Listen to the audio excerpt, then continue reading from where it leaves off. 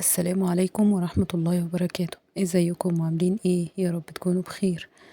النهاردة مع وصفة جديدة من وصفات روز بارادايس.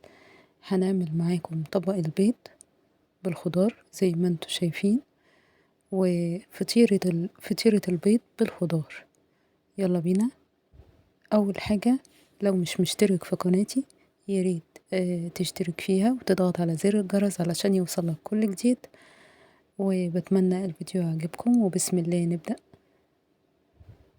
عندي اول حاجة 4 بيضات، قطعت عليهم 3 طماطمات وفلفلتين، كلهم مكعبات زي ما انتوا شايفين، صغير خالص. وطبعا بنحط ملح وفلفل اسمر عليهم. ببتدي اقلب الخليط كده زي ما احنا شايفين. عندي زيتون مقطع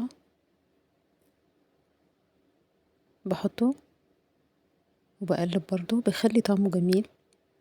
الوجبة دي تنفع فطار، تنفع عشاء، ساعات بنستخدمها كغدا. هي حاجة زي العجة بس ده بيض بالخضار، تعتبر بيتزا يعني.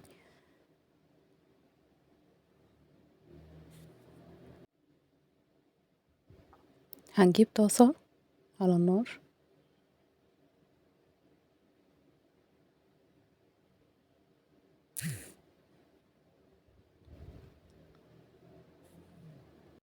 هحط حتة سمنة بلدي، بس بحط حتة كبيرة شوية. ببتدي انزل بالخليط بتاعي واحدة واحدة.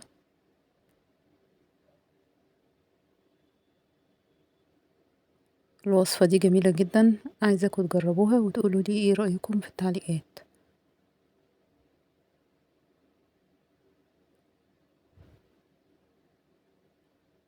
خلاص كده كفاية.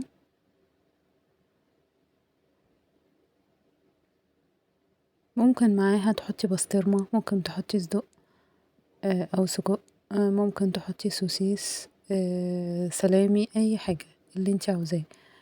ببتدي احط عليها جبنة موتزاريلا زي ما انتوا شايفين.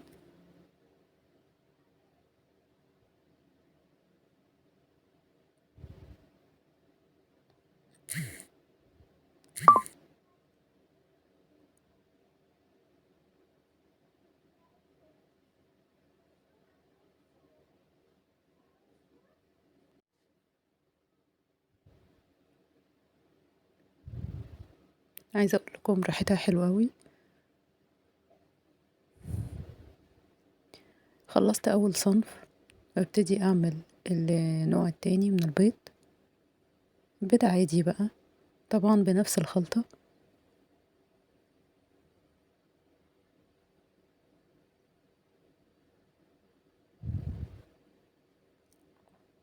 اي حد طبعا عنده اطفال صغيرة ما بيحبش البيض سادة كده، يعني انا عندي اولادي لازم احبش لهم البيض كده، واحط فيه سبايسي، واحط فيه لو انا عندي زيتون، لو انا عندي آه، يعني بسطرمة، اي حاجة ببتدي اطعمه. في النهاية بصراحة ريحتها حلوة قوي، بتمنى تجربوها. بشكركم على مشاهدتكم للفيديو. ما تنسونيش في لايك وشير وسبسكرايب علشان يوصل لكم كل جديد. وكانت معكم روز بارادايس.